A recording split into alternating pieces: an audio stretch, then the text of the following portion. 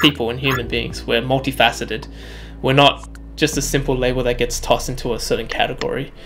And so I think it's also good to not be so hyper-focused on a single individual thing and try to learn as much as we can, because those experiences lead up into other things. It's actually, there's a TED talk about it, right? Point he was making was like the people that tended to be the most successful were the people that tried a lot of different things, because what that teaches us is how to be creative in our problem solving. And that's what I kind of noticed for myself as well. When I was just so drawn to one thing in particular, I found myself struggling to figure something out. Whereas when I broadened my perspective and my horizons, when it came to approaching stuff, I'm like, oh, what if we tried this? And it's things that are outside of that realm, but it helps to get you to that next step in a nice, creative way. Oh, that's beautiful. I'm gonna cut that up. It's like, oh, that's a soundbite right there. Yeah, I know. That's it, man. Can you hear music? Oh yeah. Oh yeah, okay. Ladies and gentle babies, I'm Chris from Alacrity Media. I firmly believe everyone has the alacrity within them, which is basically the shit they're passionate about. Alacrity stands for brisk, cheerful readiness. It's that energy when curiosity turns into a raging inferno. Now, because of that, my intention for the listener, for the viewer, whoever, is to hopefully help you discover your own alacrity, or even just help you gain insight on your journey by hearing the amazing stories of other legends on that path. It's an excuse to connect with cool, like-minded people and really get to know them on a deeper level through casual conversation, diving into their stories of their journey and what they've learned so far. And also, it's an organic way of creating content. You smashed it. Nice. Not a stumble at all. If I was reading that, I'd be like, oh shit, sorry, hold on a sec, guys. Whoops. Wait, we can swear on this podcast, right? Yeah, of course. Fuck yeah. Cool. All right. Okay. Our guest today hails from Sydney, Australia, growing up with a creative pull towards the arts, mainly freestyle dancing, movies, music, and anime at a young age, allowing himself to discover his alacrity when he came across AMVs, combining his three curiosities together into one, and built his YouTube channel, Shinnie04, for the fun of it. Oh, God. And as a byproduct, shout out, made several viral videos and gained an audience. In 2013, he moved to Melbourne to study and graduated by 2017 with a bachelor's degree in arts, film, and digital media from Deakin University. All the while through uni, working as a freelance cinematographer and director, which then led to the formation of Mind Society. Started out as a side hustle between three close friends, designing shirts and documenting the hip-hop scene, which then morphed into Mind Society Studios as a full-fledged production house. Since then, they have traveled internationally, working for brands such as Patagonia with the event Mountains and Marathon, capturing and crafting cinematic stories and visuals. Him and his team have made countless commercials, short films, music videos, and even their own TV series in the midst of COVID, supporting the hospitality industry named A Chef's Cure, because the isolation dish is the cure to COVID. The immersive sound design and the cinematic, almost poetic visual style will really draw you into another world, or should I say, Mind Society's world. His work has been an inspiration to my own filmmaking journey, and I'm honored to have you as a friend and as a mentor. David Shin, welcome to the podcast. God damn it. Dude, your origin story of me is so much better than what I think of my own origin story. I'm just sitting there listening like, what the hell? Like, how the hell? Dude, thank you very much for having me on your podcast. That was a hell of an intro. Stop using it. The reason why I'm laughing so much is because me and Kurt, the other half of Mind Society, we sat down shout out Kurt many times to try and figure out how we want to like describe Mind Society and our story to other people, and we suck at it. And then you came in with this intro, and I'm just like, what the fuck? There you go. Awesome, you can man. clip this up and then use it. That was awesome, man. That was awesome. Thanks so much. Oh man, I'm grateful you're here. I'm honored you're here. Honestly, yeah, just thank you for taking the time out. No, anytime. I'm more than happy to be here as well. So you, coming back again. We're already planning for the future. Coming back for 2, 3, 4, 5 episodes. Yes. Okay. But like, I think it was 2018 or somewhere there. when I first reached out to you, because Yeah, I it's think been I a while. saw.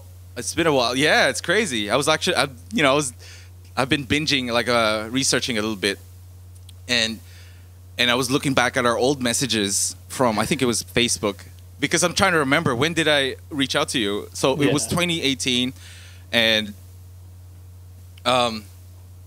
I think I just bought my camera, which was the GH5, and I joined the Facebook group GH5, and I think you posted something on there, and I reached out to you because I realized you were in Australia, so which is I'm still in WA, and you're in Melbourne. I mean, it's still a bit far away, but at least we're in the same continent. Because I'm looking out, I'm looking for people to just to connect with in the creative world. Because I used to be a chef. I think at the time I was still a chef when I first reached out to you, and I was just getting into like the camera. I'm blabbering now, but what I'm trying to say is, you know, thank you for being so kind and in sharing your information. You know, you've taught me a lot and you've inspired me along the way. And I'm grateful for you, man. Like, welcome to the podcast. Thankful to be here, man. I mean, I think that's the thing about that. Like, inspiration goes both ways as well. And seeing your journey and your progress is like, I don't know, I'm really grateful to see that and like to share things and to have things shared with me as well. It's all part of the journey and the experience. So, yeah. That's awesome, man. I don't really have questions prepared. That's it. That's the whole podcast. All right, thanks for stopping by, guys. And that's totally fine, man. But really, I just want to get to know you a little bit more. And I know you started you recently. Well, actually, before I go there, I want to go way back, way back. All the way to my birth. Yes. How was that like? Well, it was a sudden, sudden light just flashed, and I was like, oh, life. I'm here. Yeah. But did you grow up in Sydney? Yeah. Were you born in Sydney? So that's why I need to vacuum my room. There's like a bit of dust. Sorry. Yeah. So, born in Sydney, grew up in Sydney for 21 years of my life. Oh wow! Yeah. Okay. Yeah, and moved around a little bit here and there. We originally lived in. So my parents, when they first moved here, I think they didn't live in Campsie first. They lived somewhere else, and then when I was born, they moved to Campsie. And then when I was in high school, I'll act like I know where that is, but it's okay.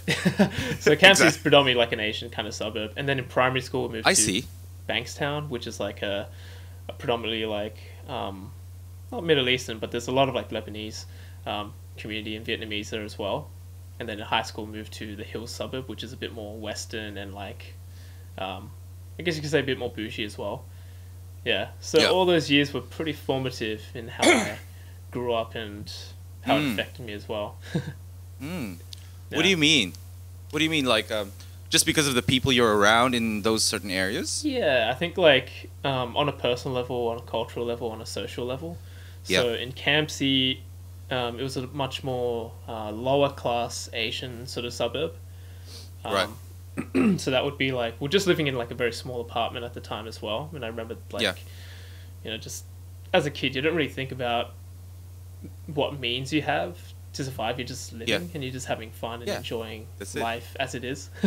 Exactly. But like having that experience and being able to look back on it now as an adult is like, oh, actually growing up in a situation where we didn't have much and seeing how my parents adapted to that and how you know, they provided for me during that time. It's like, oh, okay, so there's elements about my parents I didn't really fully understand when I was young, but now I do, having that experience and also having an independent life later on in my 20s and figuring all of that stuff out.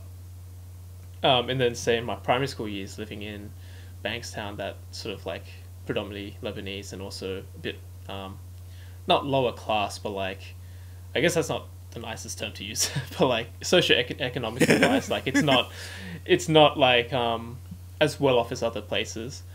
Bankstown is kind of known for that as well, especially when I was in primary school. Makes it exciting. Yeah, definitely. There's definitely some thrill factor to living in those kind of areas. But in saying that, like, you know, the crime rate at the time I was living there was a lot higher. Like, there was shootings and stabbings and For real? a lot of vandalism and just general crime as well, like getting jumped and muggings and stuff like that.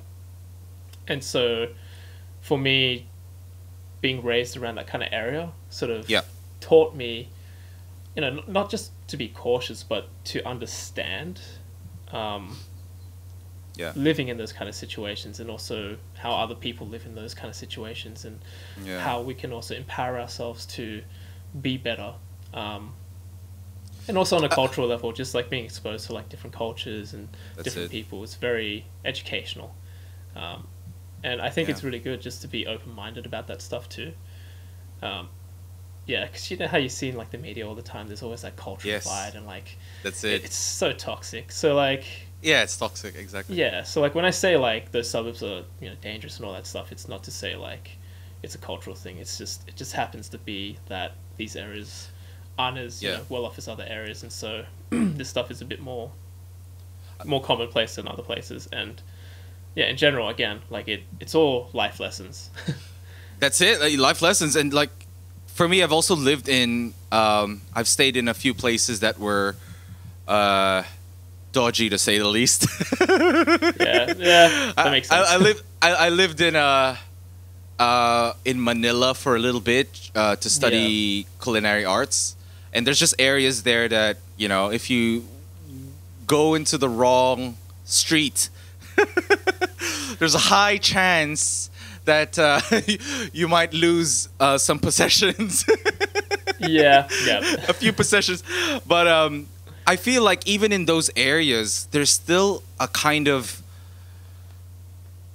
unspoken principle that goes between that community, in a sense that, let's say, like, even between thieves, there's still kind of a principle that goes on there. And that's what I saw anyway. And what I experienced, that kind of like helped, as like you helped me open my mind to be like, no, this is not what it actually is. The media or mainstream media would just portray it in a certain way to incite fear among people. But when you actually act with respect, even if you're in that environment, you'd be treated with respect back. And that's how I looked at it, and that's what I got out of it. I think you pretty much nailed that, because like I remember in primary school, like there would be, I mean, you know, kids are kids, right? And they learn what they get taught by their parents. And when you have so many different cultures and some cultures that clash all in like a mixing pot, you're bound to have people arguing about religion, ethnicity, all that type of stuff. So I remember as a kid, like, you know, having racist comments thrown at me and then throwing racist comments back at other people. And it's totally what you said. When it comes down to it, it's about learning that respect. And then through that bridge, you find that common place. It's like we're all people at the end of the day. So, there's definitely one big lesson learning from like growing up in those kind of places. But it's like the instinct, right? If someone throws a racial slur at you, and I've been thrown that as well, it's a natural instinct to fight back. It's like, what's like, if someone tries to punch you, you are like, you know, hey. You want to fight back, But I feel like now, I'm trying to segue now, with the internet. It's just a roller coaster of life. I feel like with the internet, because there's almost an anonymity around the internet that you can hide behind, where it's instead of it's you know how they say easy choices, hard life, hard choices, easy life. So it's such an easy choice to just be like, okay, this person doesn't know me, I'll just throw some negative shit out there. You know, it's like, and inciting reactions out of emotions that, you know, if they press the right button would happen.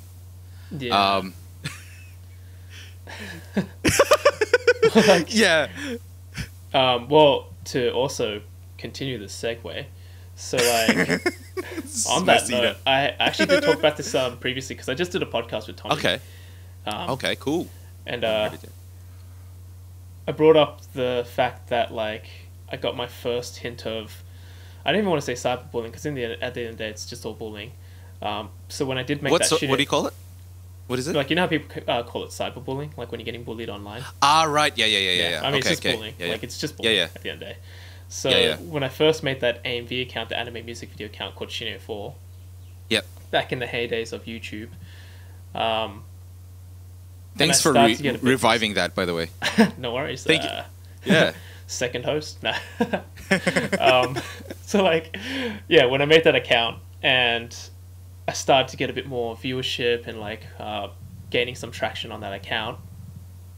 With anything that goes that route, you're definitely going to get haters. You're definitely going to get people who want to troll and, you know, tease you and bully you and all that type of stuff. Yeah. So, yeah, when I got like my first few or couple thousand subscribers, which was quite a lot back in the days, you know, subtle flex there.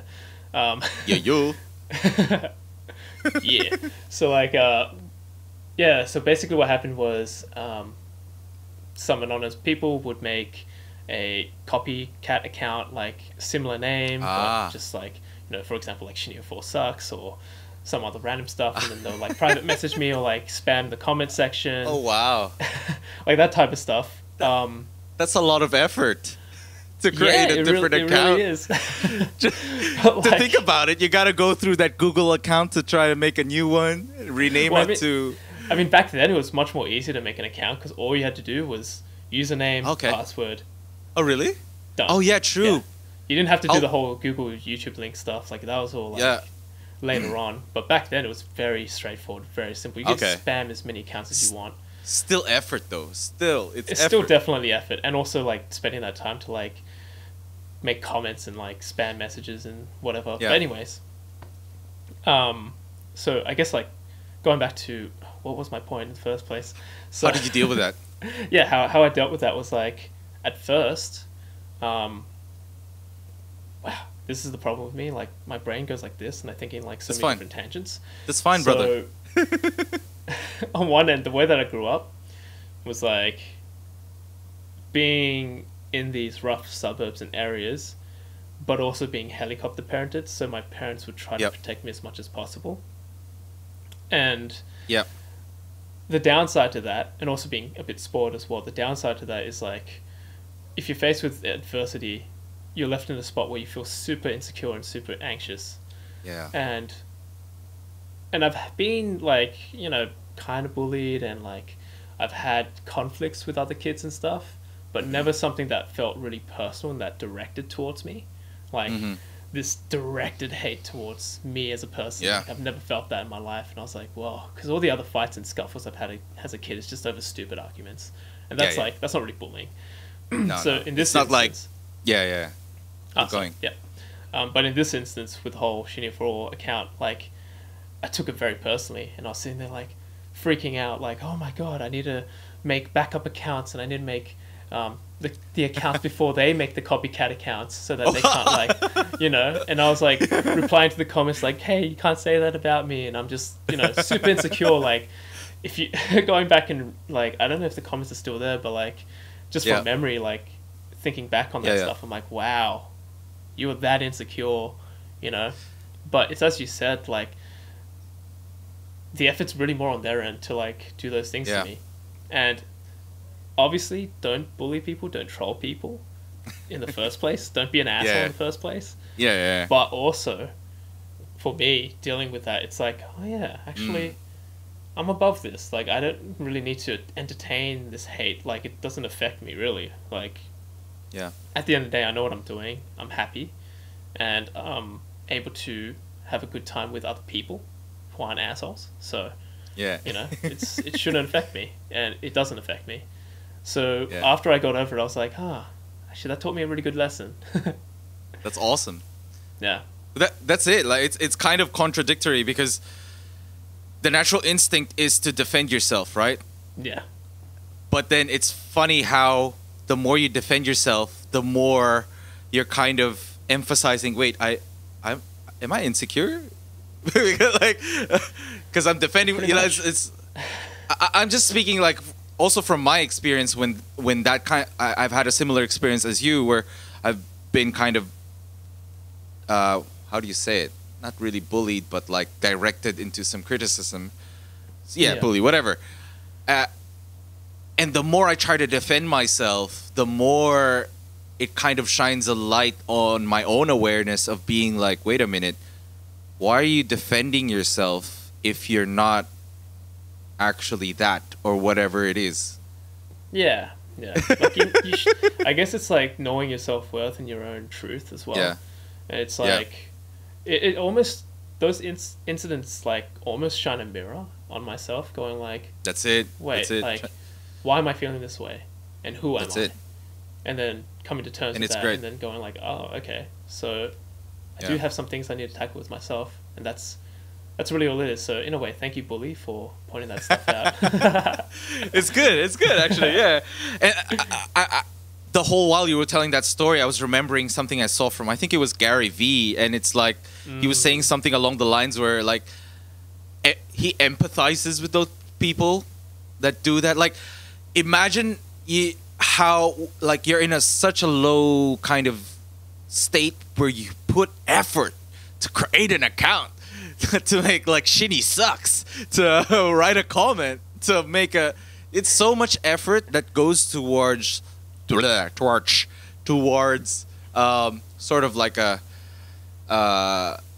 negative manner. I'm not trying to polarize the two, because I also I'm kind of I'm similar to you. I kind of remember something I want to share that's kind of related. Feels good, man. I read something online because I was Googling something about mental health, and I think it was something along the lines that negativity is 5 to 7 times more stronger in effect than saying something nice. Like, think back to any time, any memory that someone said something bad to you or harmful, or said something or judged you in a certain way and said it out loud, like verbally. Like, how much has that affected you compared to, you're amazing, you know, like if you think about it, like the negativity, it's a negative bias, right? Yeah, well, I've actually read an article that pretty much said the same thing as well, and it's so true. And I think, like, because I actually wanted to make a video about this, like a personal one, just talking about it, but Nice. it's the idea of trauma and dealing with it. There you go. And that's something that's so important, like dealing with our traumas, dealing with those negative thoughts and dealing with that negative energy, and, you know, configuring that into something more positive. Because it's totally true, like, you do remember those like regrets, you remember those tough moments, you remember like the parts of your life where it feels like you were being attacked, or, you know, you had those negative thoughts. And when it comes to compliments, a lot of people just go like, oh, thanks, and they sort of brush it off. Or people don't generally celebrate their wins, they just want to, you know, keep going, or they just, you know, want to be humble, whatever it might be. And it's really true, like those negative parts of your life, they are valid experiences. And sometimes we're so bogged down with hustling, grinding, like looking forward, that we forget to stop, pause for a second and go, shit, I haven't even processed this, you know? Yeah. Yeah. I love that. Yeah. So that's why when I'm talking about my past and stuff, it's like, and I'm going on all those tangents, it's because in a way I'm taking a second to just go like, oh wait, I haven't reflected about this moment yet. And it's really important to move forward to reflect on those past moments. It is. With anything. I absolutely agree, man. And as I mentioned earlier before we started, this is a safe space. Safe space. Just spill your guts. Everything. Just spill it all. Well, there's a guy that his name's Yuval Noah Harari. He wrote a book called Sapiens, and there was something in his. I haven't finished the book, but I read a little bit about it, and he was talking about, I think, like our Homo sapien brain, the brainstem, the natural instinct of our, like, how old our species are. It's like I don't know how old, but like a million years, whatever, Pretty however old, yeah. old we are, it's been trained to look for the negativity because it's designed for us to find something in our environment to help us survive. So anything that's bad, our brains as an instinct will always look at it more so than the good things, because our brain is constantly helping us to survive. It's that survival brain that we have, and that's just the default brain that we have over evolution. And I heard makes sense for me. Oh, like that book, I haven't read it myself just yet, but Kurt did actually recommend that to me as well, as for some other friends. Sapiens, like great. That's why they say, like, as much as we think we've progressed and like evolved to the next level, we still got that caveman brain, man. Yeah, we're still apes. We're still walking around going like, oh, food, eat, sex, you know. Dopamine. Yeah, exactly. Give me more. 100%. And like now we have access to so many different means of getting that dopamine kick. Yeah. But that's a whole nother topic. But yeah, it's a whole nother topic. Like, you know, humans are quite fallible in terms of like that pattern recognition. Like we fall into that trap so easily. We see something, we find a pattern, and we just stick to it because that's just how we're wired. But I guess that take the next step to that is like understanding how to discipline ourselves and yada yada. Yeah. Understanding ourselves. Yeah. Yeah, totally. You said pattern. I wanna. How did it? I know you shared a little bit about this story on your video on Shinnie when you kind of shared your story of your journey. But I really want to dive into it a little bit more because I didn't know that you were doing AMV. I didn't even know about AMVs until I saw your video. Like it's a whole there's a whole another rabbit hole of like for anyone who's listening, AMV. Can you define it for me? I don't want to butcher it. It's all good. So it's pretty straightforward. AMV stands for anime music video, and literally all it is where you get an anime and you combine it with music and you make a music video out of it through editing. That's literally all it is.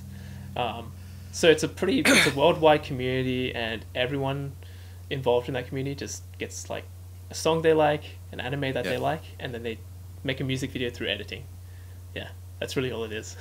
Well, it's beautiful because it's like I don't want to sound like I'm assuming, but when I wrote the intro, I'm like, hey, that's your three curiosities, your the anime, movies and videos, and combining it together to create something that eventually that it just sounded it was just like a natural progression into what you're doing now. So I want to kind of uncover like those moments where first, like when you came across it, how were you like how was it like when you first came across it, and that journey of creating one and building it, and then how did you feel as well? Yeah. So before I even get into the anime music video stuff itself, it goes way back. Okay, let's go way back. Yo. So when I was born, so like growing up, one of the things that I got to do a lot more of was watching TV, cartoons, movies, shows, all that type of stuff. My parents were very protective, but that was one of the things that they really liked doing. So I got more involved in that. So when they go to the cinemas, like I would always go with them, and watching whatever movie. Like it was funny because they want to protect me, but at the same time, like they didn't really stop me from watching MA and stuff. Like being a kid, like some pretty hardcore shit, you know. And I'm just sitting there like, what the fuck is going on? They're kissing now. Yeah, like literally, like I'm just sitting there like, I don't understand these feelings I'm having right now. And they're like, don't worry, you don't need to know. It's right. Close your eyes. Yeah. So like, I think just inherently, through that, like I was always, gravitating towards like movies and filmmaking and that type of stuff, and also just as I am as a person, I was always somewhat on that creative end. without making this sound like I'm fucking some unique, special kind of person, like, even going back to, like, say, primary school, like year one, when I'm playing with other kids, you know, we're just playing in the classroom and the teacher would bring out, like, toys and stuff for us to, like, just play with during recess or lunchtime. Yeah. And there was these colored blocks in different shapes. And generally what other kids would do was, like, stack the pieces up or throw them around or do some other random stuff with it. But when it came to me, and I only thought about this, like, a few years back, is How old were you when so I this was, what? How old would I be in year one? Like 6 years old? Six, okay. Yeah, something like Yeah, that. yeah, yeah. 5, Yeah, 6 years old, something like that. I would get those colored pieces and shapes and then create patterns out of them or an object, whether that be like a flower shape or something more abstract, whatever it might be. Because I was more interested in the aesthetic and the design or like the intrigue rather than like, I guess just that like external like activity, like the physicality of it. I was more very internal as a child. Then so putting that it's great together that you with, remember like, this. somehow It's amazing. So putting that together with like, you know, how I was raised, my parents getting exposed to like filmmaking and all that stuff, gradually got me exposed to, you know, watching anime as well. And then like the first time I saw cartoons and animes was on like Cartoon Network, Cheese TV in the morning before school. Hell yeah. And then Adult Swim, Toonami, and then in the age of the internet and piracy, Yes. which I won't go too into detail of. LimeWire. The classic.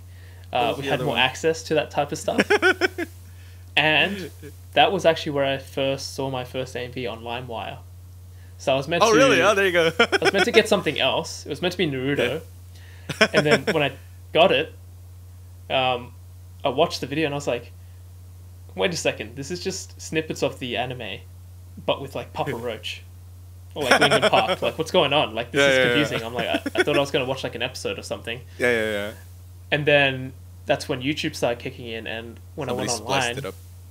there was more and more of these videos of like, predominantly like Naruto, Linkin Park, like whatever band was popular at the time, being remixed together and creating these anime music videos.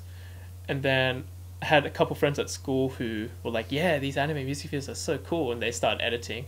And I was like, oh, I want to try this. It sounds really fun.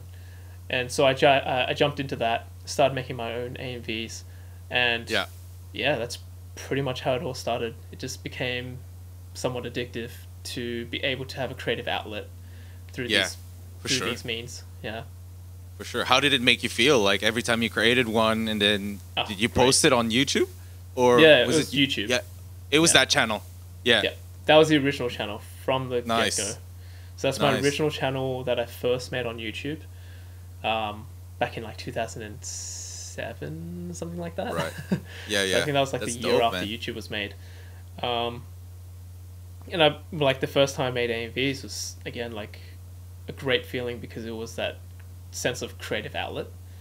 I had something that I could just freely make stuff on and not have to think about like taking any extra steps or like being judged until later on.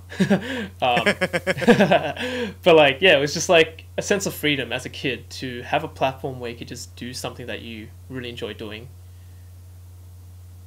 That's awesome, man. Yeah. That expression and freedom, it's a natural thing for kids to do that. Like I see it with my daughter, man. She's just like, she's just, I'm gonna express myself. Okay, I'm gonna take a poop right now. That's awesome. I think that's such a great thing to allow your kid to do, man. Like just to give them that space to just find out things in the world. Explore the world. That's so cool. Because I feel I was talking on the last episode. I was talking to a former educator. He was a teacher. Ah, right. And he left it because he realized that the system's broken in a way that it's not for everyone. In a sense that like it's kind of built in a way that if you have to fit this box or this box or this box or this box, and if you don't fit in. Like where do you go? Like, but for people who want to express themselves differently, school doesn't allow that, or the education system doesn't allow that, and I feel like that's where people lose their self-expression. I don't know, for some people, I guess. And I feel like when you lose that, it's heartbreaking to an extent. Sorry to be a total pain in the ass, and tell me, because I really want to dive into that. Am I gonna have a quick toilet break and also change the battery of the camera? Please. Because I'm just looking at the battery bar. I'm just like, why is it on one block now? Like this is a fully charged. I'm gonna pause this recording. So cool. All right. So going back to what you said last, the education system and all that stuff, almost taking away. Oh yeah. Actually, let's just reiterate that point so I don't go off on like off topic and stuff. So you're saying about the education system? Well,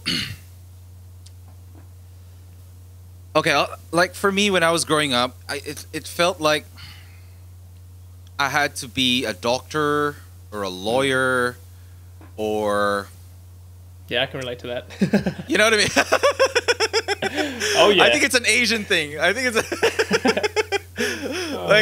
because I was born in the Philippines, so it's like Filipino, but I grew up in Bahrain. But then I noticed every Filipino parent wanted their kid to be either a nurse, a doctor, a lawyer. Yep. But for someone else who leans, like growing up as a child, you get pulled towards certain things. Like as you said in your story, when you were younger, you just naturally wanted to design those blocks and make patterns out of it, and no one told you to do that because you're naturally inclined to do that. And I feel like it comes as a natural, if we're like operating from a I don't want to say authentic because it's such a buzzword, but like almost like to an authentic self, like where you're just naturally drawn towards certain things. For some people, if you're not a lawyer or a doctor or a certain profession, you don't really fit in the education system. I don't know. Well, I think that's a pretty important point to bring up because, like, I mean, you know, with anything, there's always going to be progress. There's always going to be changes as we figure things out. But I will definitely agree with the point that, like, structurally speaking, with society, they set up this system where there's a good general approach to it to obviously teach kids like, you know, general means of life, English, maths, like whatever like is currently necessary to be a standard functioning human adult. That's really the aim of the system, to try and push out this general foundation to be a functioning adult. But what I experienced as well growing up in high school, going through high school, is almost like that lack of individuality and that celebration of an individual at times. Because we're all different, we all see the world in different ways and we all function in different ways too. And being able to elevate that to another level during those formative years of your life, I feel like is very important. Which is why with any kid that I've ever talked to, that sounds weird when I say it out loud, but like we're talking to all these kids. Man, it's just like out in the blue, just like, hey, you kid. But like to give context to that, like when it came to like dancing, for example, because Melbourne High, which is an all boys school, they have a breaking club there, right? And sometimes some of us would go there and train. Nowadays not so much, but like a few years back, like sometimes we'll go there and train, or like there'd be competitions that they hold, and that's dope. You know, sometimes they invite other people outside the school to help judge, or like just be there to help teach them and whatnot. Wow. But love that. You know, in any kind of community, you're gonna have kids engaging in it and like wanting to learn.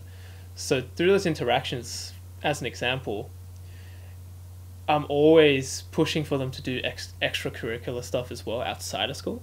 because school will only teach you so much, and school is definitely necessary. Education is so goddamn important. Like, there's no doubt about that. My girlfriend's a high school teacher, so shout outs to her. Yeah. Oh man, education my mom's a teacher. She was a teacher. There you go. Yeah. Yeah. Education is definitely very important, but with that, you want to try to learn as many life skills as possible as well, through experience, through going out there and just trying different things, whether that's a sport or a club or something else that you're interested in. I always champion that because, yeah, it's just really important. Yeah, the reason why I asked that is hopefully help someone out there who's listening, maybe, who's kind of... It helped me. Yeah. When I was younger, I'm like, what do? I don't know. It's the unknown, right? So totally. It's like, what would you tell someone who's like, who doesn't really know what to do, if school's for them? Because when I was researching a little bit more about you, and watching your previous videos, actually, of you sharing your stories from when you moved from Sydney to Melbourne. Yep. And doing that to actually study, and what was the deciding factor for you to do that? And not only that, I want to learn more about what was going on. Did you feel like you were in the unknown in those moments in time before that decision? That decision to move out of Sydney? Oh. Yo. I mean, to some degree, everyone's lives are a huge unknown. Yeah. I'll wake up, real philosophical about it, you know. Every day is an existential crisis. There's a number of factors there. So yeah. I think naturally I am a bit of an indecisive person. Constantly, my mind always goes towards that. Yeah, my mind always wanders up to that existential realm where it's like, what's the point of this? Why should we do this? What's the meaning of that? Just trying to figure things out and find a purpose, find a solid base to, latch onto and then move on from. Because when you're just left without that foundation, it almost feels like you're just going through life and just drifting. And I hated that feeling. Yeah. And then also growing up, as you said, parents were very, more towards that typical kind of route, either being a doctor, lawyer, whatever makes the money and gets you respect, gets you a reputation, that type of upbringing. Whereas the creative side of things and that type of stuff was never really sort of talked about or focused on. Yeah. So when I start to figure out more about who I was back then, that I want to do stuff that was more creative driven, things that wasn't as tangible or as mechanical as 2 + 2 is 4. That's why love it. That is how my brain works. I'm terrible at maths, and also I like to break things down, but I like to also abstract them to something else. Yes. So when I start to figure out who I was and figuring things, well, not even who I was, but more stuff about myself, it was kind of combined with the way I was brought up. So I was like, okay, I know I need to get out there and see more of life and experience more. But all I know is through academic means, because my parents always pressured me to follow academic pathways. So I'm like, I guess I should, apply for a TAFE course or something and see what happens there, and do another TAFE course or another little online unit or something to figure out more of that experience. And so I did do some TAFE courses after high school, which I did terrible at because all I did was play online games every night with friends. And also I did not study because I was... If you're not into it, it's if you're not into it, you're not gonna... Yeah, I was terrible at school because I just could... When I study and I can study, when I do it, I can nail it. But during high school, I was like, fuck everything. So I did pretty bad. So after high school, I did get into a uni course, but I decided not to pursue it because I want to just figure some stuff out. And also my parents were really pissed off. which makes sense. I can imagine. Yeah, so I took a bit of a gap here, I guess. Try to find work. Try to find some TAFE courses, which I ended up doing for like a few months. And actually, another tangent to add on to this: my parents never let me get a job when I was in high school. Like, they did not allow me to get a job, because I wanted to get a job when I was like 12, 13. I was like, I want to go out and experience some stuff. I want to just do something. Yeah. And my parents were just like, no, you cannot. You're wasting time. Like, you cannot find a job. And I resented that for a very long time. Okay. This is therapy session 101. No, that's beautiful, bro. This is like, just do it. Sorry, so many tangents. Getting back to the point. Please. So, that's fine. When I did those TAFE courses, found out more about, filmmaking, graphics design, animation. I did several like multimedia types of subjects and units. I started to really hone in on filmmaking, and I was like, okay, this is what I really like doing. I really like movies.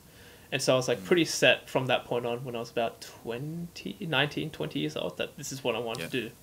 Yeah. And then... Were you still doing AMVs at that time? Yeah, I still was doing AMVs at the time. Yeah. But that's very much the tail end of my AMV days. So I started when I was like 14 or something like that. Probably would have been like 14, 15. And then, when I was about 19, 20 years old, that's when I started to like really drop off on making AMVs. Because the transition I was making at that point was like, I wanted to make my own things. And with anime music videos, it's like I'm using someone else's anime, someone else's music, and it wasn't my own work. And at that time, there was all these other things happening, like the YouTube copyright storm, and it was just a whole another thing. And also, just personally, I was like getting over AMVs as well. Yeah. But getting back to where I was at TAFE, finished those units, decided I want to do film, and then during this time as well is when I started learning how to dance, breakdancing or b-boying. And during this time as well is when a good high school friend of mine became my girlfriend. Awesome. Yeah, through dancing too. So there's a lot of things happening all in this one time. I fucked up my grades. I didn't know what I wanted to do. I started figuring out what I wanted to do. I started picking up different hobbies, going out to meet different people, got a girlfriend. Yeah. And it was this perfect storm where throughout my high school years, predominantly, I was fighting a lot with my parents. My parents fighting a lot with my older brother as well, even worse than me, to be honest. So he got like the worst end of that stick.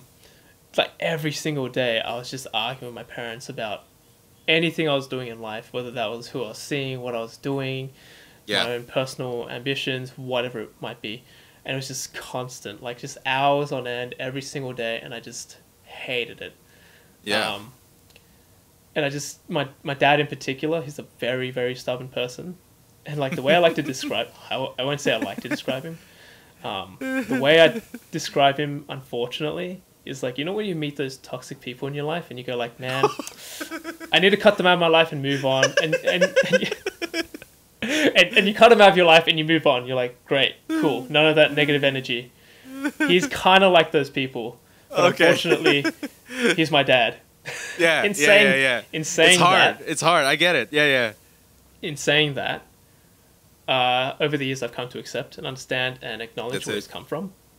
So even though he has certain traits where it's like, man, like this is a whole nother thing, he's still my dad at the end of the day. They're my parents. So I have to work through it and eventually take care of them, whatever happens in the future.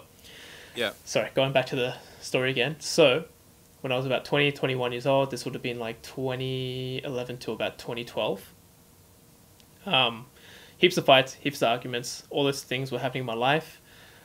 And it came to this boiling point where I was just like, I need to get the fuck out of here. Like, I can't stay at home anymore. This is crushing me. I feel terrible every single day. I don't want to do anything. I feel like life is just wasting away. So I decided to pretty much pack up all my stuff and move out. Yeah. So I called up my best friend, who's still my best friend to this day, high school man of mine. And he helped me pack all my stuff into his car. And I had a place that I found a bit further out west in Sydney just a shared rental place. And I moved all my Yeah. stuff there, and I just lived there for about 3 months. Worked a bunch of jobs, started freelancing as well in graphics Nice. design, as well as some very basic videography services. Like I was just shooting for my friend's nightclub. Yeah. Did some animation work as well, just as many odd jobs as I could get. Yep. I was also in welfare at the time too. A little bit cheating the system. Am I allowed to say that? But Whatever, you're allowed to say yeah. whatever you want to say. A little bit of that. Just Safe anything space. I could to survive. Yeah, true.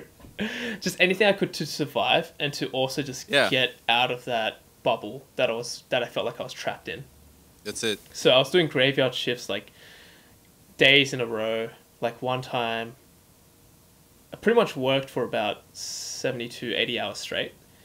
So when I went to my friend's, like, it was kind of like a exhibition convention sort of thing for like their last year uni projects.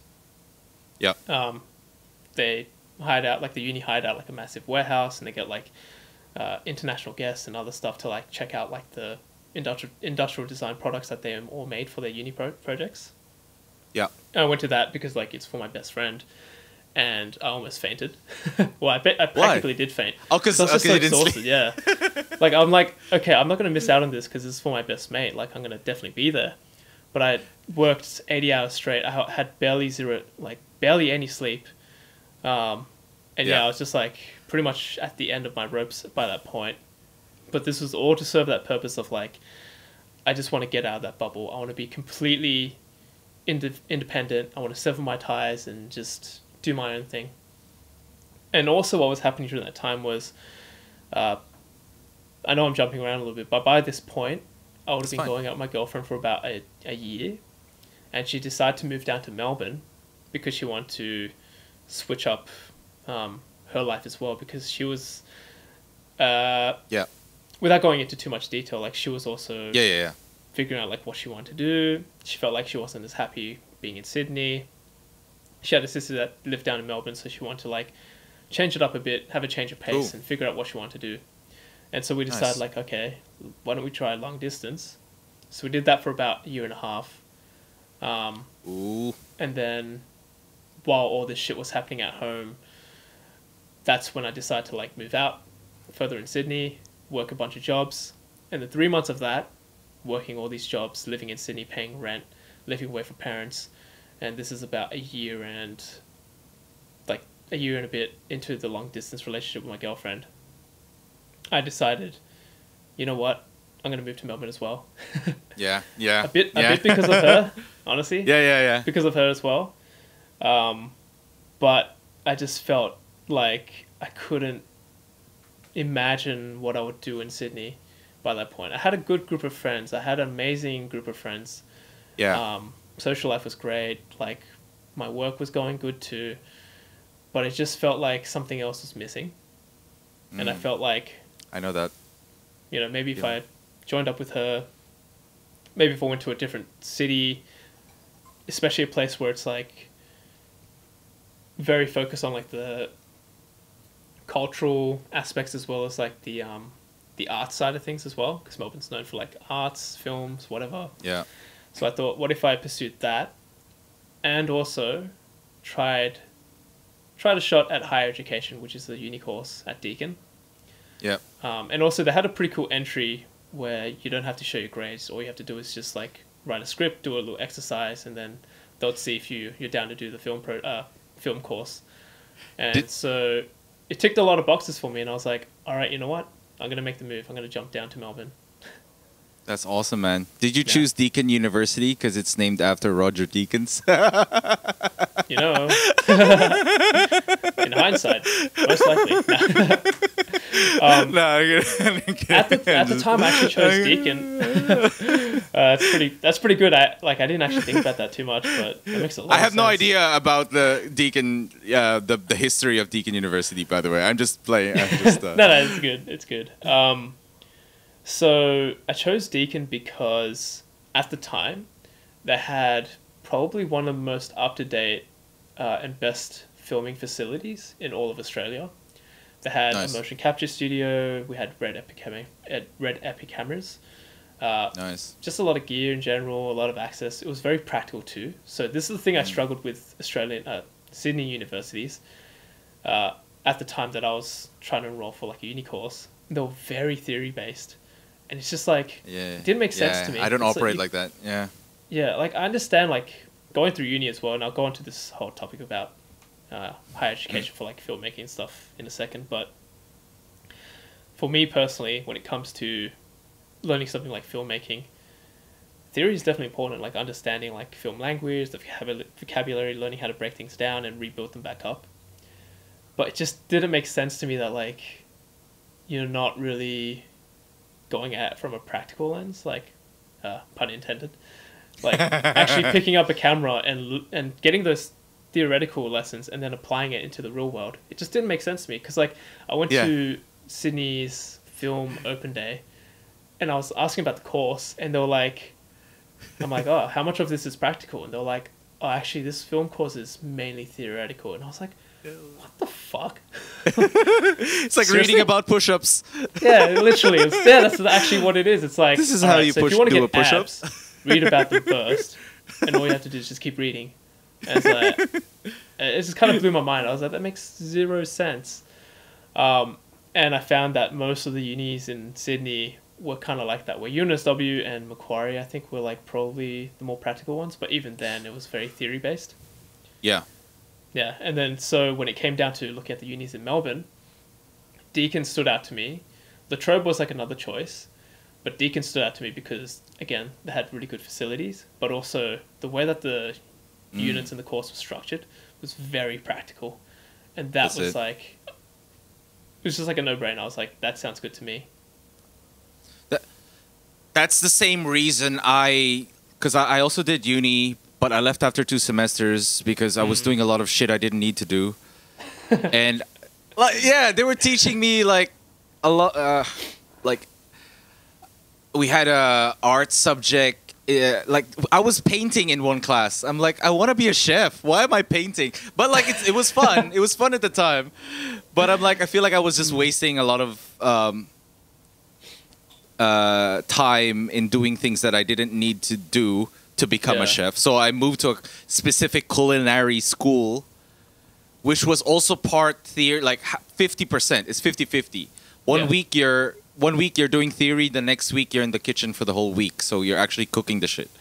So, because like knowing how I learn, hearing your story now, I feel like we're kind of the same. That I learn best by doing it, actually picking up the camera or actually cutting that onion or whatever it is, and learning by doing. Yeah, no, totally, man. What's your biggest? Okay, if someone was, you finished, you did the whole uni. What would you say is like your biggest takeaway from going to uni for filmmaking? For someone who's on the fence about going to do filmmaking, would you recommend it? Or if not, like, what did you get out of it that maybe someone else would see that they would benefit from? Ooh. This could go a couple of ways, but I guess like to answer the question as directly as I can. Sorry, my question's a bit... No, it's all good. It's a lot to think about, which is a good thing, to be honest. I know. No, it's a good thing. It's a good thing. The simple answer is I do recommend it. I think it's a good thing. But to have a more broad answer to that, it's definitely a yes and no. So the yes part about it is, okay, there's a lot of variables. So it depends what your focus is and how focused you are. For example, when you said you want to do chef, you want to go in hospitality, it's like when you're that focused, you definitely want to hone in on that and like really nail that. So doing painting just feels totally irrelevant. So if you're very focused on filmmaking, then it's a great place to go to have access to industry standard equipment, industry standard knowledge, industry standard procedures. because it did build a lot of the foundations for my understanding of like how sets work, how individual roles in a production work, and also learning about that theoretical background to have a much more broader understanding of film language and how films are made and what goes into that theoretical side of making films, which I love delving into as well, like, you know, like breaking down and analyzing films and try to understand the artist's intent and all that type of stuff. I love that shit. It's really nerdy, but I love it. Love it. Borderline pretentious, but yeah, I love it. No, it's cool. I mean, like, you're talking to me though, like, because I love the same stuff. Yeah, so it's fun.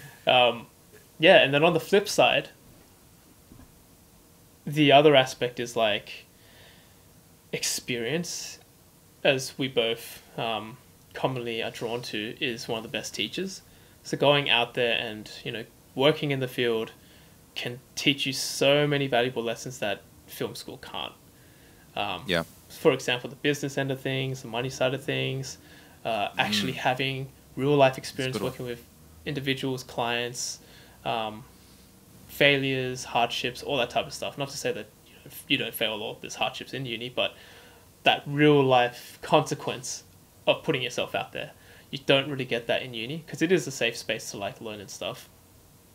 And funny enough, the other flip side to that is like, it's actually a good thing at times to broaden the perspective by doing things that aren't always the thing that you want to focus on. So when you mentioned painting, it's part of your life, it's part of your experience. And the way I like to think about anything that might feel irrelevant, and I'm guilty of this all the time because I might do something and be like, it's such a waste of time, this doesn't add up to anything. But what I'm doing is I'm actually taking that moment for granted because that moment could lead on to something else that I could further understand. So for example, when I was in uni, I was like, oh, film. That's all I want to learn. And then after doing all that filming, I'm like, I kind of like music. I kind of like, I kind of like audio engineering. I kind of like acting, for example. I kind of like a whole ton of other things. I'm not just one interest. We're a spectrum. We have things that we're drawn to, but we also have other things that we love and have interest in as well. And that's what makes us people and human beings. We're multifaceted. We're not just a simple label that gets tossed into a certain category.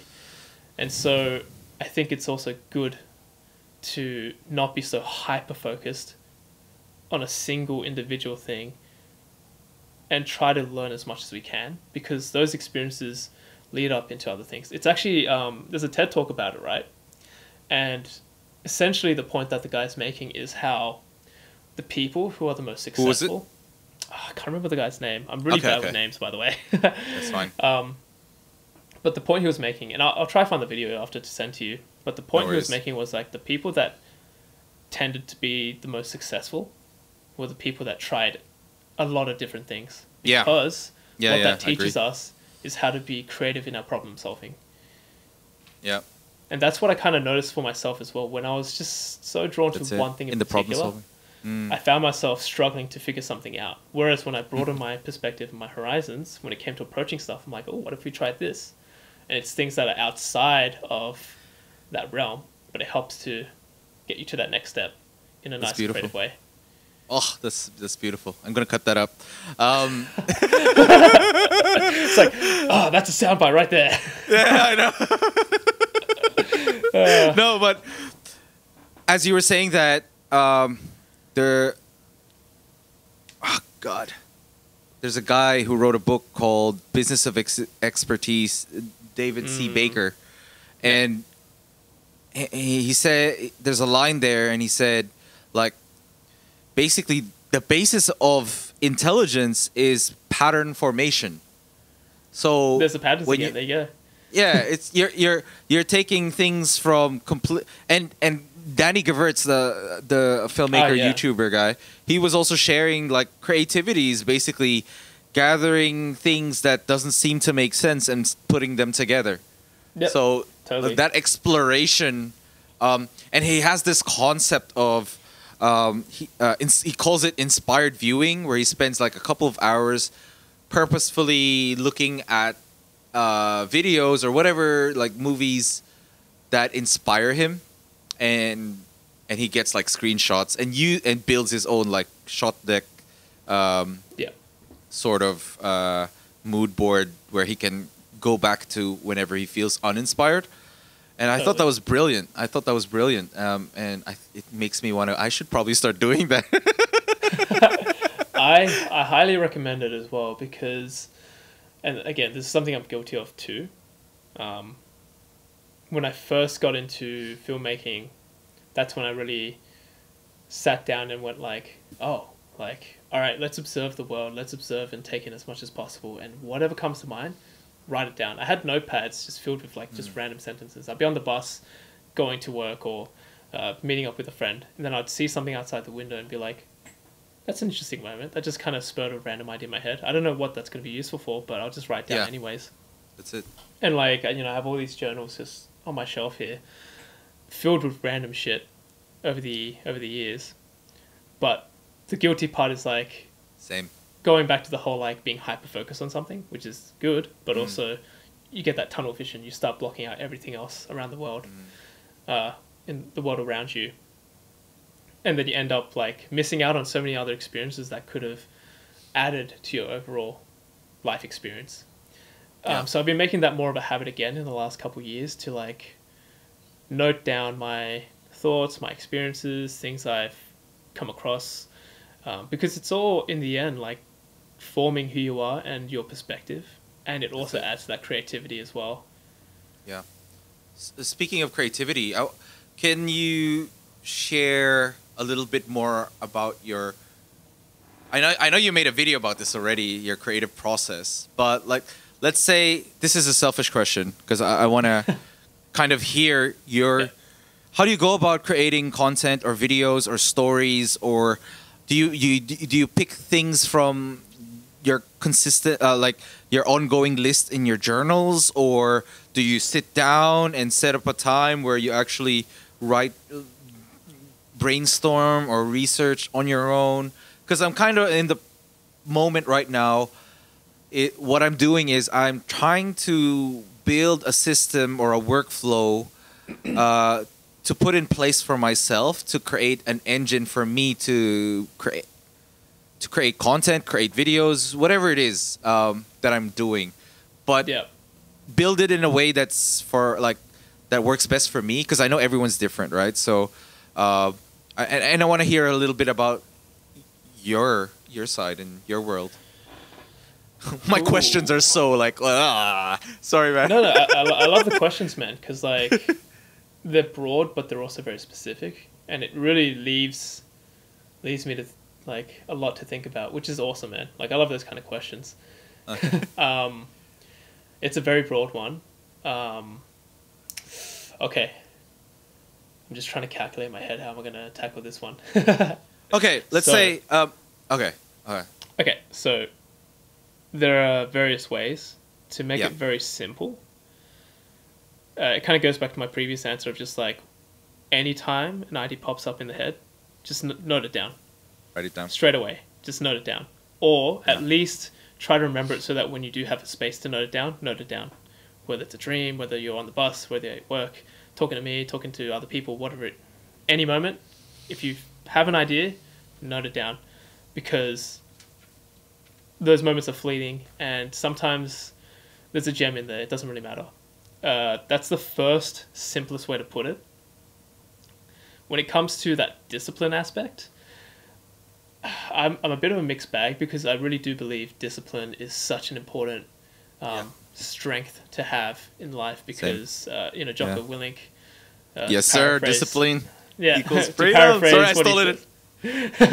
to massively paraphrase what he said, but like discipline is the path to freedom, because you're having control over your life. You make the decisions, you make the choices, and when you have full control of that, that's total freedom.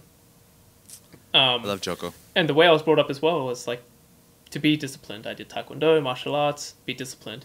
My parents, be disciplined. In Korean culture, discipline. So it's a really fundamental part of my life. But on the flip side, I also really love that, without sounding too hippie-dippish, like that hippie, sorry, not hippie, that organic process as well. letting Yeah. things just happen without Yeah. really thinking about it too methodically. Because I have a habit of being very methodical and overthinking things.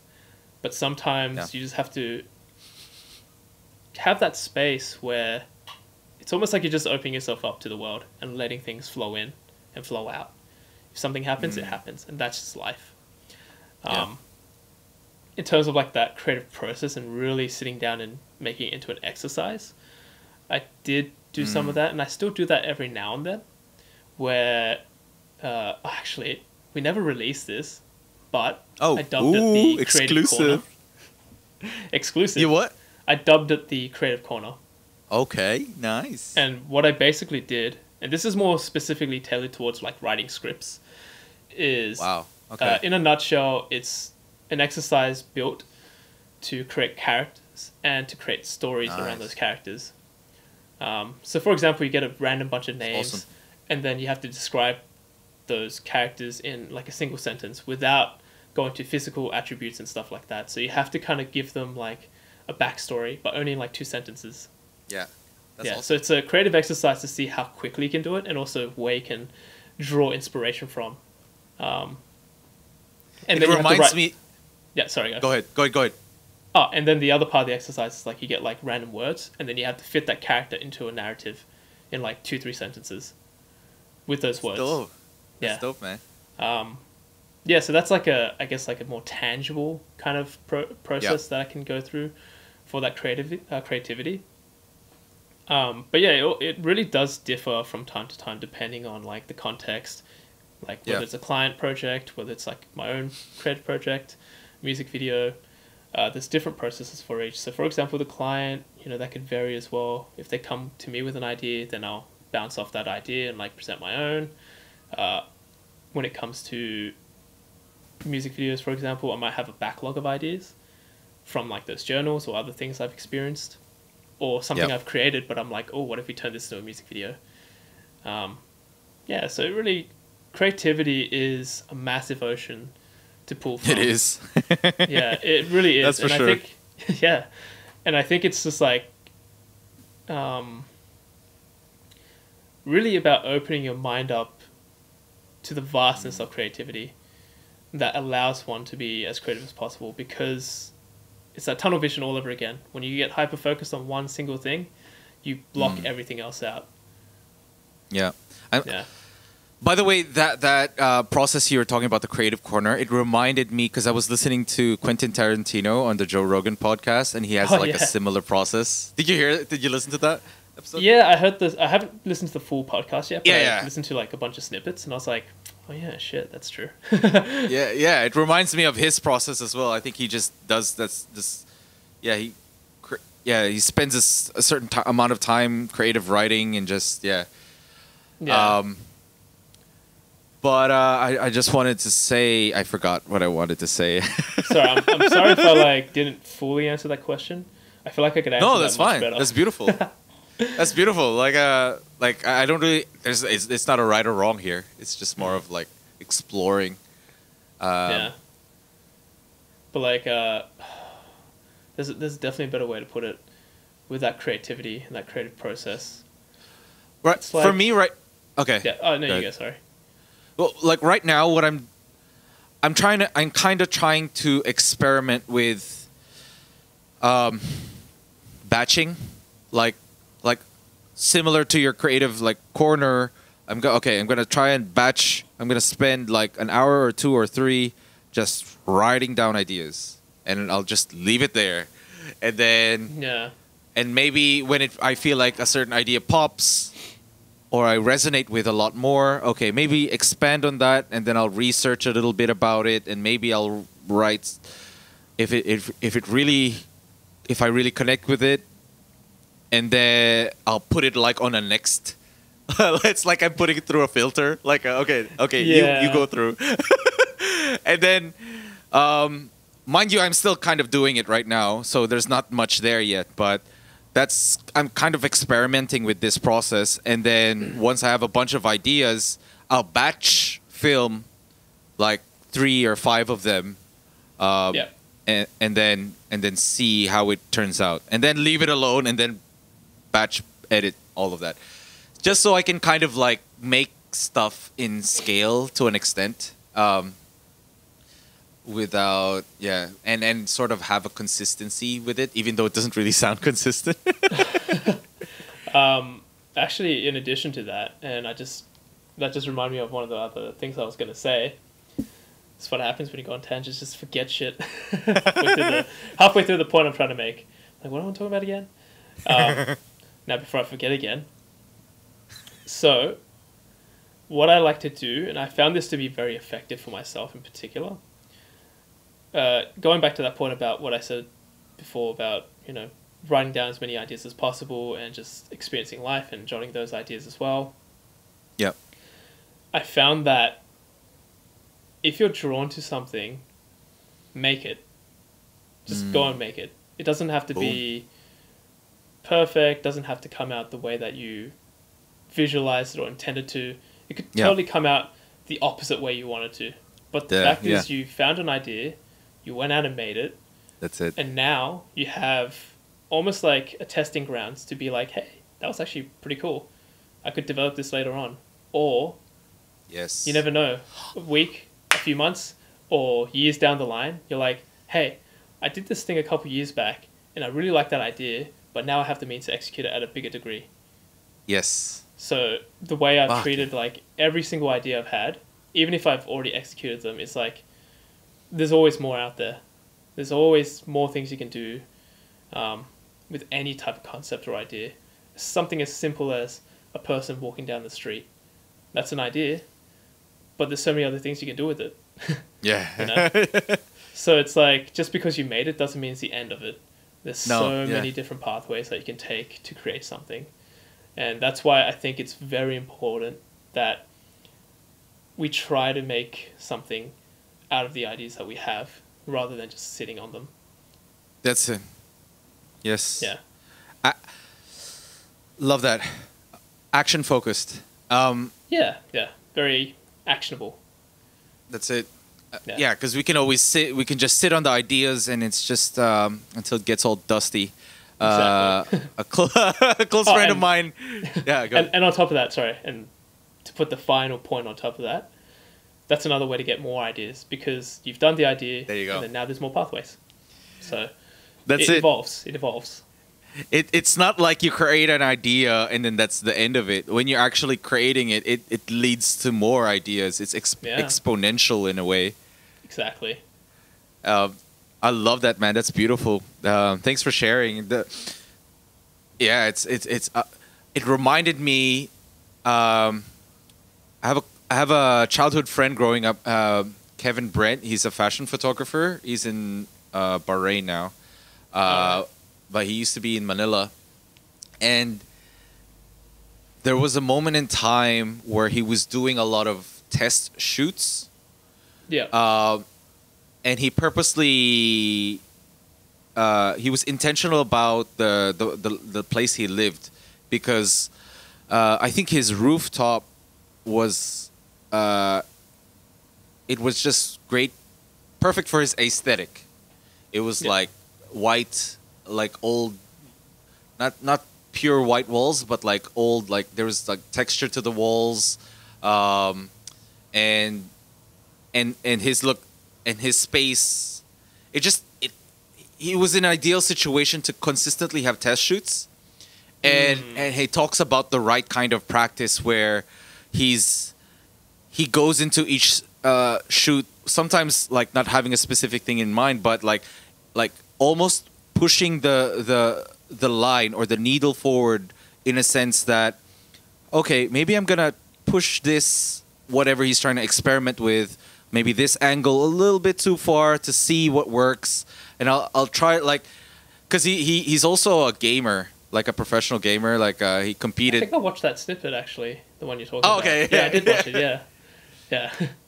And I love that, and it reminded me of that when you were sharing your creative process of just doing the actions, because it's like when you're intentional about your work and you're kind of it's like. When he does one test shoot, he calls it like, okay, experience gained. Like that's his analogy to the game world. It's like level up, level 1, and then so that when the actual moment comes where you have on a bigger stage, you have to step up. You already know what to do because you kind of did it already, and it's easier, if that makes sense. Or like not easier, but like it's I don't know what's the word.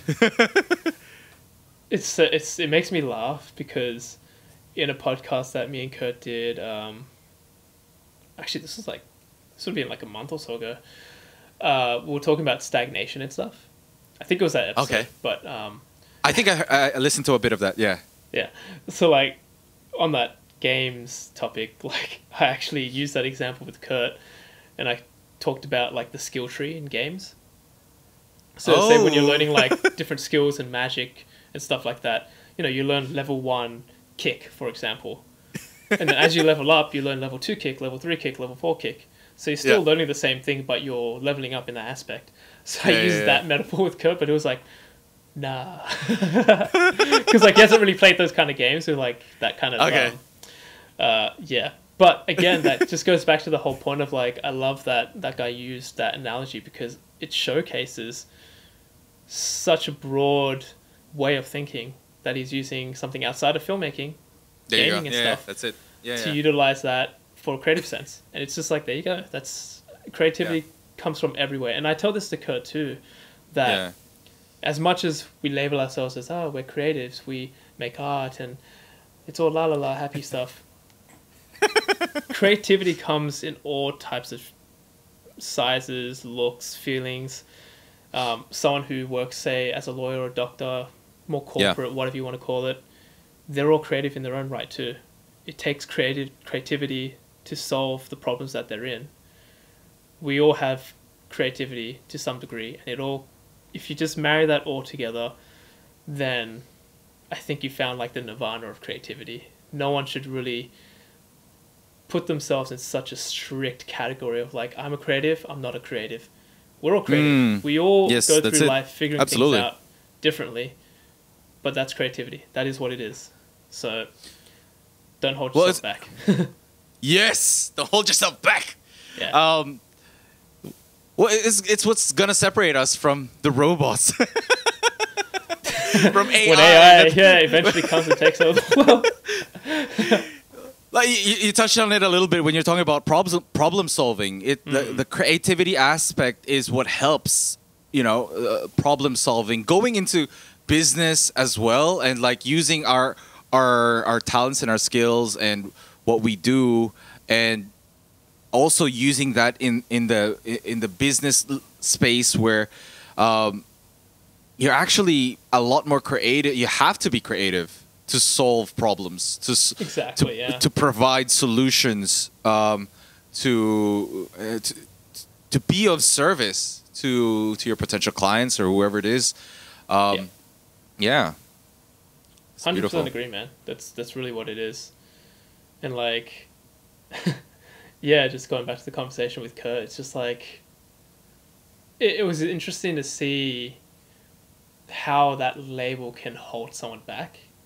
Because we had a whole conversation about it, and like we were so adamant on like, if you're creative, you're a creative. If you're not labeled as a creative, you're not creative. And it's just like, dude, no, you're super creative. Half the stuff we do is not possible without your creativity skills, like building sets. Yeah, I was just gonna say, I was watching that video where you guys built that set, and him and his dad were like building the whole set for the chef's cure. I'm like, Jesus. Yeah. Like there's so many angles that we can go at, and like, he'll bring up like a solution to a problem that I'll be like, oh shit, I didn't even think about that. Or there's a much more practical means to achieving a result that we want. It comes at all different angles, and to branch off from that, that's what filmmaking is, especially when you start working in teams and sets and productions. Oh man. It's not a one-man show, it's a team effort. It's everyone's creativity coming together to make a soup of creativity. Everyone has a different way of approaching stuff, it's to go with the chef analogy as well. Like we're all these different ingredients in this recipe to create this dish. That's what movie making is. I love that. No, before I got into like videography, filmmaking, I never really understood why the credits after the end of the film were so long until I. Because I'm like, Jesus, all these people? All these people? You sure? All these people. It's still going. 2 minutes in. Are you sure? It's all these people? And I never understood why it took years to make movies or films. But then after going into the videography space, filmmaking space, it's kind of like, okay, now I get it. Yeah. It actually takes a lot of work. I guess it's kind of like a lot of work. A kitchen brigade, right? Like, it's not just the chef that does everything, right? Yeah. I was in a kitchen of like over 300 chefs at one point. Damn. That's so, because it's hectic. like 4 properties, right? So you got Intercontinental, Crown Plaza, the long-staying suites, and the golf course. So it's like 4 properties into one, if that makes sense. So it's still head by one executive chef, but then you've got like junior executive sous chef, you got sous chef, senior executive sous chef. There's like a lot of the tree, like the branches just go like junior sous chef, senior chef de partie, all these, which builds the whole team. Yeah. So I was a number. It was 4145. That was my number. So I still got the barcode with the. Oh man! Like it's another analogy I like to always think about is, I guess going with that whole Jocko Willing thing. It's like that militaristic kind of approach, where for example, Alexander the Great, like he's known as like the best tactician general of his time, or even to this day. And you can compare that to a director. It's like, wow, this director, Tarantino, whoever it might be, is like the best director ever. But then it's very easy to forget that underneath him was these entrusted commanders and generals that helmed certain parts of his army, and without them, he would just be Alexander. Yeah. Like, sure, like he at the end of the day, like he did come up with a lot of tactics, and like he was an amazing person in what he did. But we're more than just ourselves. Yeah. Yeah. What was I'm trying to remember what Joko calls it. I love Joko, by the way. I love that you keep bringing him up, because he's actually super creative. He's crazy, man. He's awesome. It's crazy. And everything he talks in mantras, pretty much. Yeah, he does. Everything he says is a statement. It's a statement, exactly. And it's kind of like, damn, bro, there's some wisdom in those words. This guy's on some next level shit, man. He calls it a certain kind of leadership. Not the extreme leadership thing. It's the I know what you're talking about, but I completely forgot what he called it as well. Where he can put people in leadership positions and leave them be. He doesn't micromanage or whatever. So he puts those kind of people around him where they're almost autonomous in their own sense, but the trust is there, the leadership is there to make the right decisions. And because it's that kind of dynamic, it's almost fluid, and you're able to build a bigger team because of it. Yeah, exactly. I can't remember. Well, it's like you build that environment of like support. Yeah. Can't remember the name of it, but yeah, I can't remember the name of it either, sorry. But I remember I was listening to his audiobook. There was a moment where it goes past a certain number. I'm not sure if it was like 5 or 7.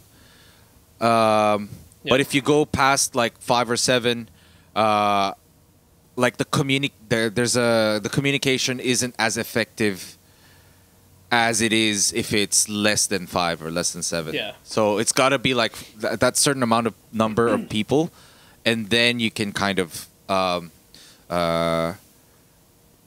do you call it? Like, and then it goes down in terms of communication, where everyone knows what they're doing, from the person I don't want to say the bottom, but whoever's like at there understands what's going on up to the top, where there's like a fluidity in everyone kind of knows what they're doing. And I think that's beautiful, and that applies to chefing. I think that applies to filmmaking in a bigger set. I don't have experience in that environment, but it just sounds like it from what I see on the outside. Yeah, it applies to a lot of stuff out there as well. Like any sort of like structure that you're trying to create, there's always that sort of like, you know, there's a leadership, and then it sort of trickles down into like specific roles and stuff. And in filmmaking, it really is important because like I'm a person who really likes to have, to be honest, it's over control at times because I'm very particular with what I want in terms of what I'm making. But it's come to terms with like you can't do it all yourself. And when you have people who, experts or better than you in particular roles, it's like you got to give them the reins because there's a reason why they're really good in that role. And yeah, it's just that creating that environment where people can lead their own, and we can all come together to reach the outcome that we want. That's been pretty important in the last couple of years. So like the way that we operate now is like me and Kurt are still the core members of the team. But outside of that, it's like, hey, we want to make something and we need help. We're going to find the people that can help us in that area. And then that's the crew. And then we all come together to like put our minds together, creative problem solving together, and make what we want to make. That's awesome, man. And I've been seeing, because I've been binge watching your stuff recently before this, and you shared a little bit about like your pre-production process. Yeah. And I really admire that because I look at that and I'm like, oh, I need to start implementing that. It helps so much in terms of when you have a set plan or like have a clear path or at least idea of where to go and what needs to be done, and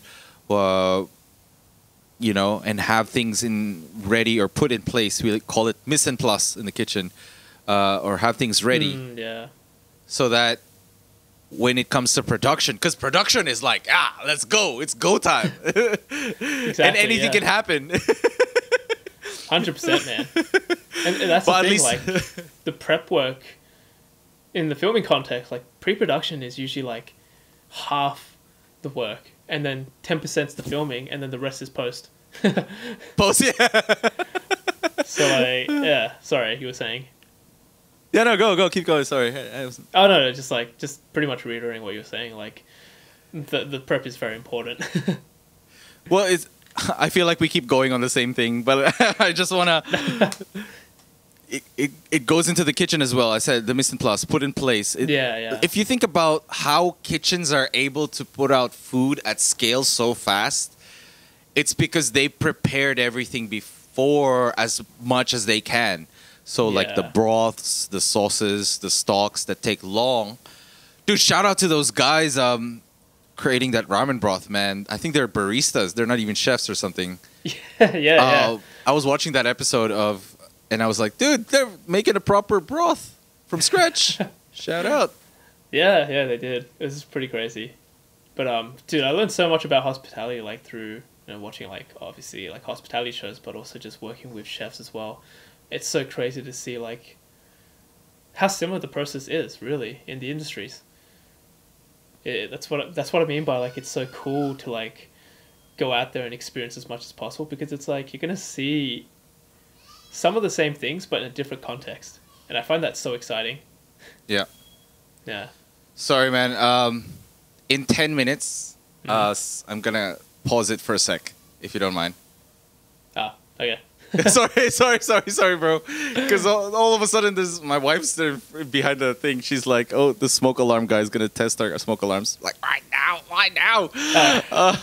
That's all good, man. But I wanted to get into a little bit more about actually that time when you were documenting the hip hop scene. Yeah. Like, because it felt like a natural. When I look back at the intro I made for you and kind of like piecing together everything, it seemed like everything was just a natural progression of you just like following your curiosities. Because you're already dancing and you're a part of that community, right? So, What made you to decide to just start documenting it? I like the way that you put it. Like, it was just a natural process. And linking back to what I said before, sometimes you need that discipline. Sometimes you need that methodical approach, but you need that organic process as well. Sometimes you just need to go with the flow and see where that takes you. Well, like, speaking for myself in particular, like, I got into dancing, I want to do filmmaking, and it almost feels like just a natural thing to occur to document that process. So if I'm a part of that community, that's something that I've experienced in my life, and I could tell from an authentic point of view. And I know how much you love authenticity. I love authenticity. And it's like... Yes, sir. And one of the most common tips and advice or words of wisdom that you'll get from people in the film industry is like, if you're trying to write something or create an idea, it's so much easier to get that from the heart. Take that from what you've lived and experienced, because you know it more than anyone. And so it was just that natural marriage of like, you know, I dance, I love the hip-hop culture and the community, I love filmmaking.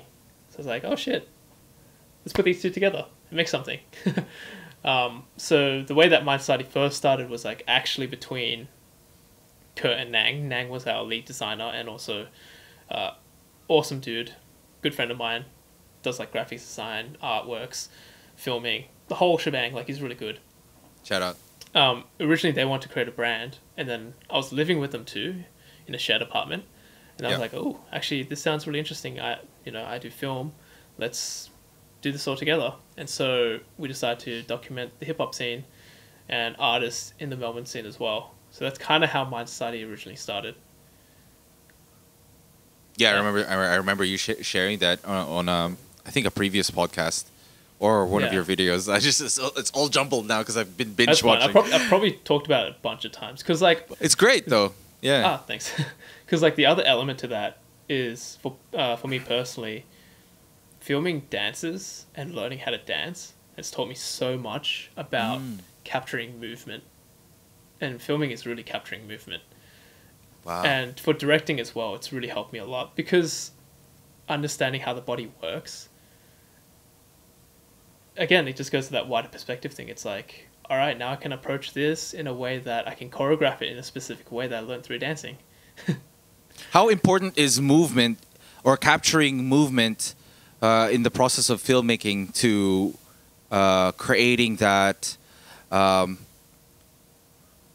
video or film that eventually leads to that end goal in mind that that you started it in the first place? For example, like for a client, if a client comes up to you and goes like, we want a video, but you're like, okay, why do you want a video?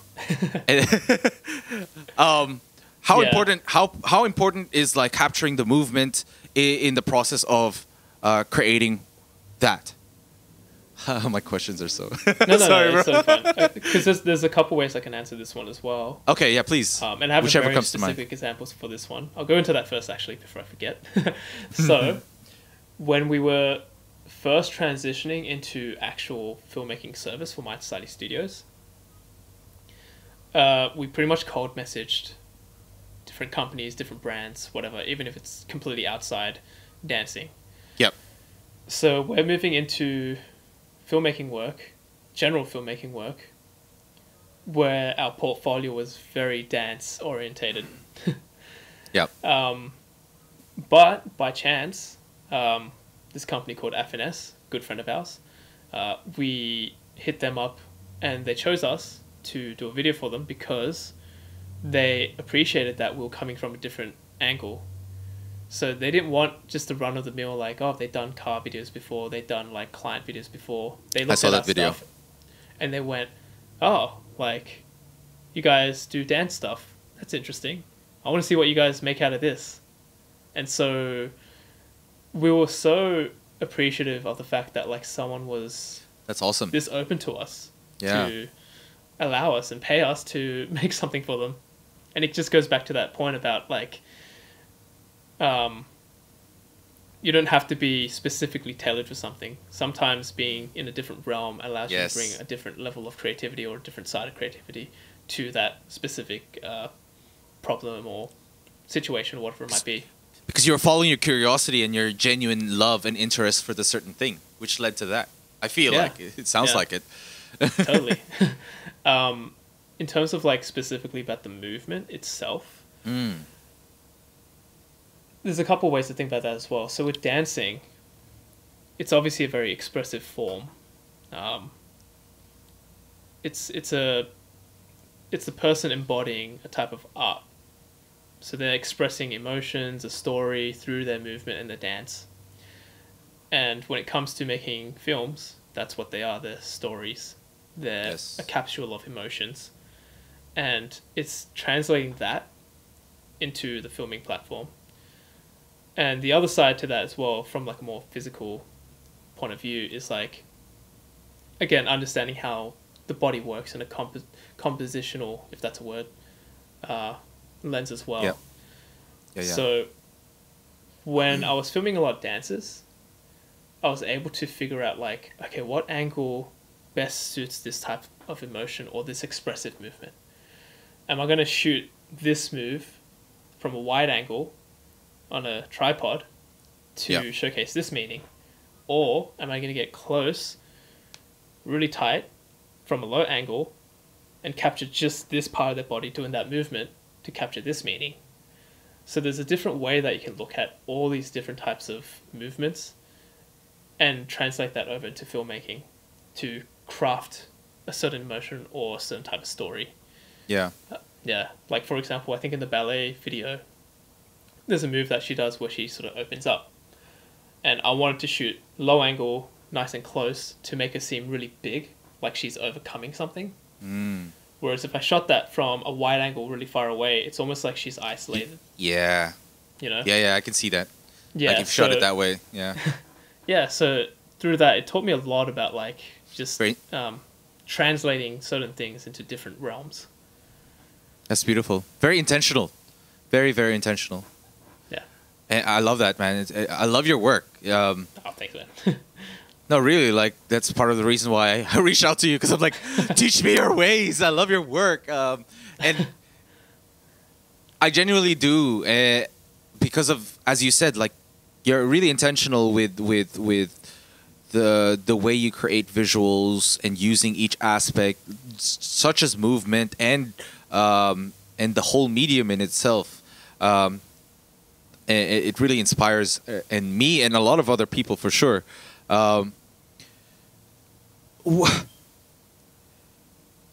We were kind of talking about it earlier, but I kind of want to touch on it a little bit more. That whole process of getting... Would you say you're still...